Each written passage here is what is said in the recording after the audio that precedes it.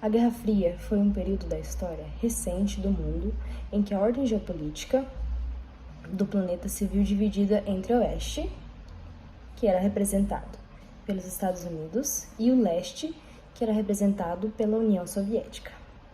Foi um conflito em que não houve agressões diretas entre dois países, apenas a presença ou intervenção indiretas entre conflitos. Assim, objetivando aumentar a influência do capitalismo por parte dos Estados Unidos e do socialismo por parte da União Soviética.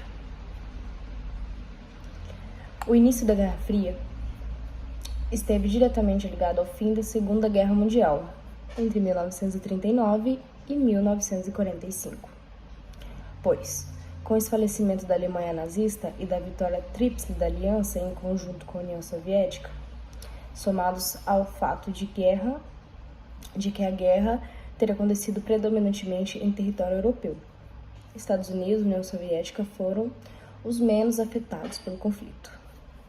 E sobre a aula, a gente vai fazer o seguinte. Eu vou selecionar 7 alunos da turma, de preferência os mais tímidos, pois o risco de fazer alguma gracinha e atrapalhar a explicação é bem menor. Cada voluntário ficará segurando um cartaz, de forma que cada aluno representará um país, cada aluno com seu cartaz para representar um país. Aí, com isso, eu vou separar de um lado os alunos que representam a Tríplice Aliança, Estados Unidos, França, Inglaterra. E do outro lado, os alunos que vão representar a Tríplice Entente, Alemanha, Japão e a Itália.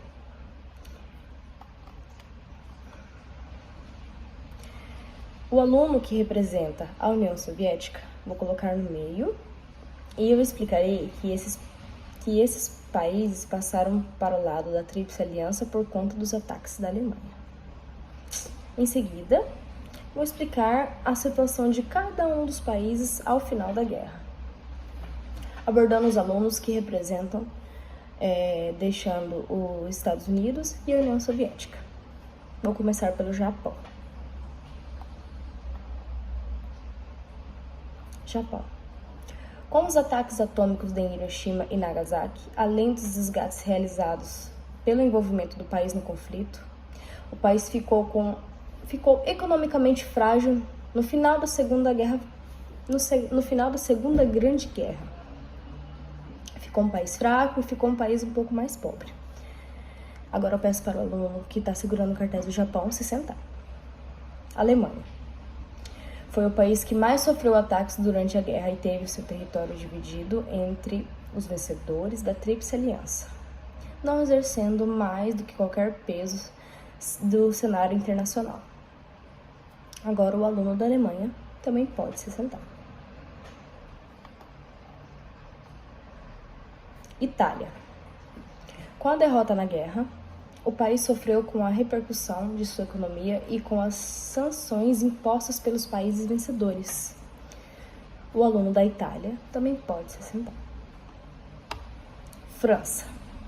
Mesmo tendo vencido a guerra, sofreu sérias consequências dos ataques empreendidos, principalmente da Alemanha, que chegou a ocupar Paris. Por isso, o país também ficou fragilizado e não tinha qualquer poder geopolítico. O aluno que está segurando o cartaz da França também pode se sentar. Inglaterra. Assim como a França, a Inglaterra também sofreu muitos ataques em seu território e também saiu fragilizada do conflito. Peço para que o aluno que esteja segurando o cartaz da Inglaterra se sente também. E com isso, apenas 2 nações possuíam forças para impor suas exigências e investir em ações imperialistas pelo mundo, que foi a União Soviética e os Estados Unidos. Agora, os 2 alunos representantes desse país lado a lado mostram que ambos não tinham coragem de se enfrentarem, uma vez que os 2 lados possuem armas nucleares. Peço aos 2 alunos se sentarem e solicito a todos que produzam, ou pedir para que todos produzam um breve texto explicando a lógica da Guerra Fria, que eu peço? Peço que, a partir da seguinte frase, a guerra improvável, paz impossível, do sociólogo francês Raymond Aron, peço que vocês criem um breve texto explicando sobre essa lógica, né? Qual foi a lógica dessa Guerra Fria? Assim que vocês criarem, peço para que tragam para mim, para estar fazendo uma avaliação de tudo que foi passado, né? E de toda essa explicação que a gente teve nessa dinâmica que ocorreu agora. E também vou aproveitar agora e vou passar também sobre a crise dos mísseis, que vai ficar para uma outra aula, né? E com isso a gente vai já estar entrando um pouquinho no contexto do assunto. Em novembro de 1961, os Estados Unidos instalaram 15 mísseis nucleares.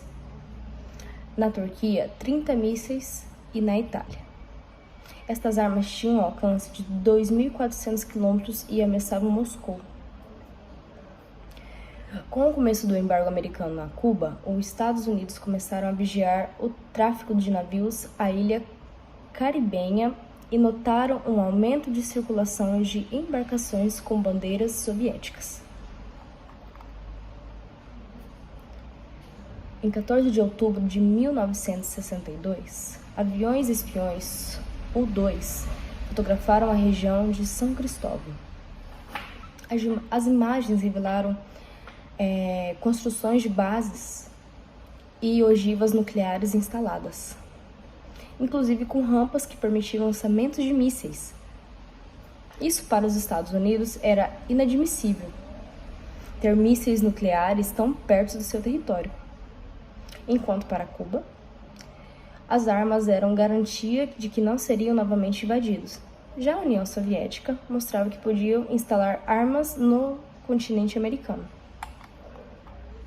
Começaria então uma forte disputa entre dois países.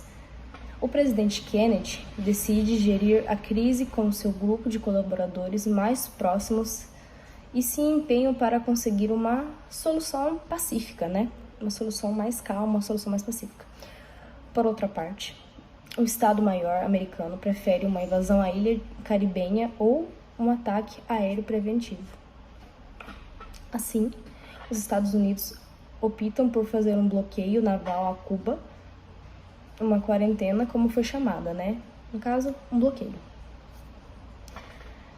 Nela, a Marinha Americana iria inspecionar os navios de bandeira soviética e aqueles que contivessem armas seriam mandados de volta ao porto de origem, né? A iniciativa foi apoiada pela OTAN. E com isso, em Cuba, a população foi às ruas defender a revolução e criticar o que julgavam uma intervenção em seus assuntos internos.